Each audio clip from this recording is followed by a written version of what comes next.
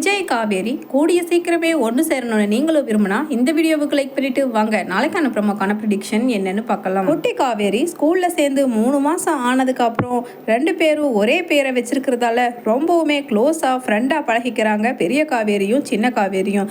அந்த சமயம் பார்த்துட்டு பிரின்சிபல் மேம் உள்ள வர்றாங்க. மிஸ் காவேரி, உங்க கிளாஸ் கிட்ஸ் எல்லாத்தையுமே சும்மா ஒரு ட்ரிப் மாதிரி வெளியில் கூட்டிகிட்டு போகலான்ட்டு இருக்கோம், இங்கே இருக்கிற கொடைக்கானலுக்கு தான் அப்படின்னு சொல்கிறாங்க. உடனே காவேரியோ, என்ன பசங்களா எல்லாருக்கும் ஹாப்பியா, எல்லாரும் கொடைக்கானல் போகலாமா அப்படின்னு சொல்ல எல்லாருமே ரொம்ப க்ளோஸாகவும் ஜாலியாகவும் என்ஜாய் பண்ணுற தன்னோட கிளாஸ் டீச்சரான காவேரி கூட போகிறதுல ரொம்ப சந்தோஷப்பட அங்கே எக்ஸைட்மெண்ட்டில் சரின்னு சொல்லி கத்துறாங்க. உடனே மேம் பார்த்தீங்களா பசங்க எல்லாரும் எப்படி குஷியாக இருக்காங்கன்னு, ஸோ நீங்களே டிசைட் பண்ணிக்கோங்க மேம் அப்படின்னு சொல்ல, ஓகே ஷியோர், உங்களோட பேரண்ட்ஸ் எல்லாரையுமே கூட வர சொல்லுங்கள், அவங்களுக்கும் சேர்ந்த ட்ரிப் தான், நாங்கள் அவங்களுக்கு இன்ஃபார்ம் பண்ணிக்கிறோம் அப்படின்னு சொல்லிட்டு குட்டி காவேரியோட அப்பாவான விஜய்க்கு கால் பண்ணி சொல்கிறாங்க பிரின்சிபல் மேம். சார், உங்கள் குழந்தைய கொடைக்கானல் ட்ரிப்புக்காக கூட்டிகிட்டு போகிறோம், அவங்களுக்கு ஒரு எஜுகேட்டிவ் பர்பஸாகவும் இருக்கும், அதே சமயம் கொஞ்சம் அவங்களுக்கு என்டர்டெயின்மெண்ட்டாகவும் இருக்கட்டும்னு சொல்லி தான் இந்த மாதிரி ஒரு ட்ரிப்பை அரேஞ்ச் பண்ணியிருக்கோம் அப்படின்னு பிரின்சிபல் மேம் சொல்ல, உடனே Vijay, wow super ma'am, thank you ma'am, பரவாயில்ல, என் குழந்தை 3 மாதம் இங்கே வந்ததுக்கப்புறம் அவள் சும்மா காவேரின்னு சொல்லி ஏதோ புதுசாக ஒரு மேடம் வந்திருக்காங்கன்னு சொல்லி அவங்களையே சொல்லிக்கிட்டு இருக்கா, பரவாயில்ல, நல்லா கேர் எடுத்துக்கிறாங்க மேம், ட்ரிப்புக்கு நான் அனுப்புறதுக்கு ரெடியாக தான் மேம் இருக்கேன் அப்படின்னு விஜயும் சொல்ல, உடனே பிரின்சிபல் மேம் சொல்கிறாங்க, சார் அனுப்புறதில்ல சார், நீங்கள் அங்கே ட்ரிப்புக்கு வரணும் பேரண்ட்டும் அப்படின்னு சொல்ல, உடனே விஜய் ஓகே மேம் நானும் வரேன் அப்படின்னு சொல்லிடுறேன். அதே சமயம் அங்கே விஜய்க்கு மெயின் ஆஃபீஸில் இருந்து ஃபோன் வருது. சார், எம்டி சைன் நீங்கள் தான் சார் வந்து போடணும், வேறு ஆப்ஷனே கிடையாது அப்படின்னு சொல்ல, எந்த டேட்டில் ஐயப்பன் அப்படின்னு கேட்குறாரு. உடனே சார் கம்மிங் 12th தான் சார் அப்படின்னு சொல்கிறாரு. Wow what a beauty, 12th தான், நான் இங்கே ரொம்ப பிஸியாக இருக்கேன், ஏன்னா என் பொண்ணு காவேரி கொடைக்கானல் ட்ரிப் போகிறா, அவங்க ஸ்கூலில் கண்டிப்பாக பேரண்ட்டும் இருக்கணும்னு சொன்னாங்க, அது மட்டும் இல்லாமல் என் குழந்த என் கூட போய் என்ஜாய் பண்ணுறத நிச்சயமாக விரும்புவா, அதனால் அப்புறம் எல்லா பேரண்ட்ஸும் வரும்போது நான் போகலைன்னா கண்டிப்பாக என் குழந்தை ரொம்ப வருத்தப்படும் இல்லையா ஐயப்பன், அதனால் நீங்கள் வேறு ஏதாவது ஒரு அரேஞ்ச்மெண்ட் பண்ணுங்கள் அப்படின்னு சொல்ல, உடனே ஐயப்பனும், சார் இல்லை சார், நான் எதுக்காக இத்தனை வாட்டி ஸ்ட்ரெஸ் பண்ணி கேட்குறேன்னா, இது ஃபாரின் கம்பெனி கூட ஒரு பெரிய அக்ரிமெண்ட்டு சார், அதனால தான் நீங்கள் வரணும்னு சொல்கிறேன் அப்படின்னு சொல்ல, ஓகே வெயிட், நான் ஐ வில் டெல் யூ அப்படின்னு சொல்லிட்டு ஃபோனை வைக்கிறாரு விஜய். யோசிச்சுக்கிட்டே இருக்கும் பொழுது தாத்தா ஃபோன் பண்ணுறாரு. அப்போ விஜய் அட்டன் பண்ணி, தாத்தா சொல்லுங்கள் தாத்தா அப்படின்னு கேட்க, எப்படிப்பா காவேரி 3 மாதமாக நல்லா செட் ஆயிட்டாளா அப்படின்னு கேட்குறாரு. நல்லா தான் தாத்தா இருக்கா, ஆனால் நாளைக்கு ஏதோ பேரண்ட்ஸ் எல்லாம் சேர்ந்து குழந்தைங்க கூட கொடைக்கானல் ட்ரிப்பு கூட்டிகிட்டு போகிறாங்களாம், எனக்கு வேறு அங்கே எம்டி சைன் முக்கியமாக போடணும்னு சொல்லி ஐயப்பன் கால் பண்ணி சொல்லிக்கிட்டு இருந்தார், அதனால தான் நான் இப்போ யோசிச்சுக்கிட்டு இருந்தேன் தாத்தா அப்படின்னு சொல்கிறாரு விஜயும்.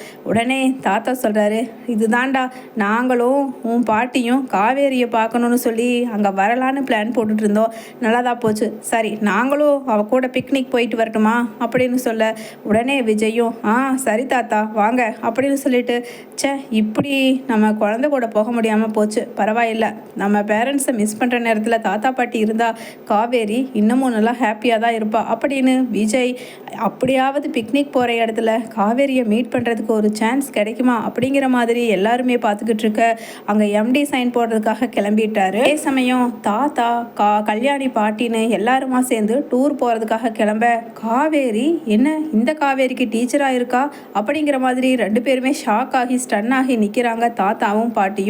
அதே சமயம், என்ன காவேரி, யார் இவங்க, உன்னோட தாத்தா பாட்டியா அப்படின்னு கேட்டுட்டு காவேரியும் தங்க விஜயோட தாத்தா பாட்டி தான் அவங்க அப்படிங்கிறத மறந்துருக்காங்கங்கிறத கன்ஃபார்ம் பண்ணிக்கிட்ட பாட்டி, என்னங்க பார்த்துட்டு இருக்கீங்க, நீங்கள் ஏதாவது உங்கள் வாயை வச்சுட்டு உளறி வச்சிடாதீங்க, ஏறுங்க, அவளே நம்மளை யாருன்னு மறந்துட்டா அப்படிங்கிற மாதிரி அங்கே உட்காந்துடுறாங்க பஸ்ஸில். பாட்டியும் தாத்தாவும் காவேரியை மடியில் வச்சுட்டு, அதே சமயம் அவங்கள பார்த்ததுலேருந்து காவேரிக்கு தலைக்குள்ளே ஏதோ ஒரு செய்தி சொல்லணும் அப்படிங்கிற மாதிரியே தோணிக்கிட்டு இருக்கு.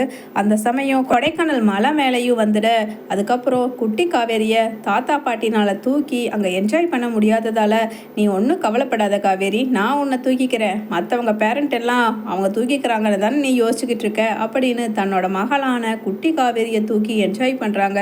அங்கே இருக்கிற ஹில்ஸை எல்லாம் காட்டிக்கிட்டே காவேரி. ஆனால் கல்யாண பாட்டிக்கு என்னமோ இனிமேல் அவளை இதுதான் கடைசி ட்ரிப், இங்கிருந்து நம்ம எப்படியாவது வேறு பக்கம் இவ்வளோ ஸ்கூலை மாற்றிடணுங்க, எங்கேயாவது விஜய் இவளை பார்த்து தொலைச்சிட்டா மறுபடியும் நம்ம வீட்டில் வந்து ஒட்டிக்குவா அப்படின்னு சொல்லிட்டு குடு காவேரியை அப்படின்னு சொல்லிட்டு இழுத்துக்கிட்டே இருக்க. ஆனால் காவேரி ரொம்பவுமே அட்டாச்மெண்ட் ஆகிடுறாங்க பெரிய காவேரி கூட. உடனே அங்கே பார்த்துக்கிட்டு இருக்கும்போது திடீர்னு கால் ஸ்லிப்பரி ஆகி கீழே விழுந்துடுறாங்க. கீழே விழுந்தவங்க அப்படியே ஹில்ல அடிபட்டு தலையெல்லாம் காயப்பட்டு அங்கே குட்டி காவேரியும் பெரிய காவேரியும் கிடக்க. உடனே பாட்டி கல்யாணி சொல்கிறாங்க, இவ எங்கே எந்த நேரத்தில் எங்கே பிறந்தாலும் இங்கே வந்து நம்மளை வாதிக்கிறதுக்குனே வந்துட்டா. இப்போ கூட பாருங்க குழந்தைய நல்ல முறைக்கு நல்ல ஸ்கூலில் சேர்த்தணும்னு சொல்லி விஜய் இங்கே கூட்டிகிட்டு வந்தா எப்படி தான் பின்னாடியோ சனியன் துரத்திட்டு வந்துச்சோ அப்படின்னு காவேரியை திட்டிக்கிட்டே பாட்டி தாத்தாவும் ஒரு ஓரமாக நின்று பார்த்துட்டு இருக்கும் பொழுது கண் மூடி மறைக்கிறதுக்குள்ள இப்படி ஒரு சம்பவம் நடந்ததால் பதறி போய் குட்டி காவேரியையும் ஒரு ஆம்புலன்ஸ்லையும் பெரிய காவேரியை ஒரு ஆம்புலன்ஸ்லையும் தூக்கிக்கிட்டு போகிறாங்க அங்கே ஹாஸ்பிட்டலுக்கு. போகிற இடத்துல அங்கே டாக்டர்ஸ் 2 பேரையுமே எம்ஆர்ஐ ஸ்கேன் எடுக்கணும்னு சொல்லி அனுப்பிட.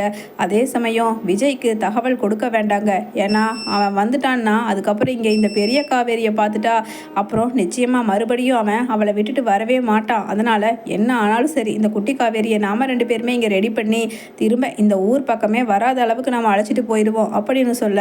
உடனே அங்கே பிரின்சிபல் மேம் அவங்க விஜய்க்கு ஏற்கனவே தகவல் கொடுக்கப்பட்டிருப்பதால் அவர் பதறி அடிச்சுட்டு திரும்பி வந்து பார்க்க பெரிய காவேரி ஒரு ஐசியூலையும் சின்ன காவேரி அதுக்கு பக்கத்தில் இருக்கிற ஐசியூ பெட்லையும் இருக்காங்க.